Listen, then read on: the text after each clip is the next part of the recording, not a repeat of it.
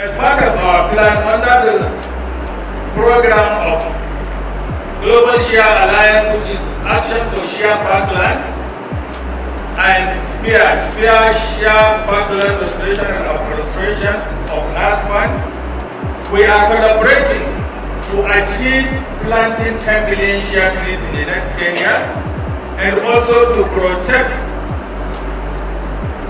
the shea parkland around for now, because shea is an endangered species.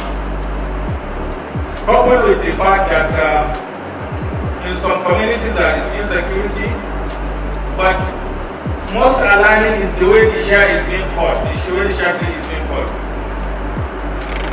And in order to plan ahead, that is why we come up with this idea of planting 10 million shea trees.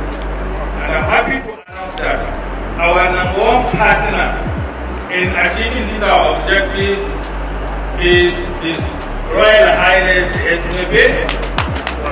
We are partnering with them to achieve this objective. In February, precisely I think 25th of February 2026, the President announced the extension of the ban on Shea by 1 year to end by 2027.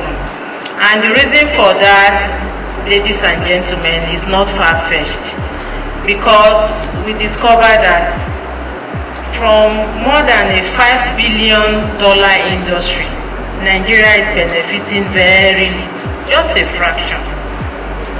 Meanwhile, we are producing more than 40% of the world's shea. So that paradox is not a good one. Our women, they toil year in, year out to produce this, and it's taken at very barely minimum prices and taken out of the country. And poverty still becomes a lot. They are just managing to survive. So the President, in his wisdom, decided that there's a need to bring in a policy that will encourage value addition. Instead of just exporting this shea in its raw form, there should be value addition. So he adopted the framework written by Nigerian Commodity Exchange, that excess shea can only be traded, that's in its raw form, can only be traded on Nigerian Commodity Exchange. Nigeria is a very important country in terms of contribution to shea nuts. We produce over 40 to 45% of the world shea nuts, and shea nuts is produced in 21 out of 36 states of the country.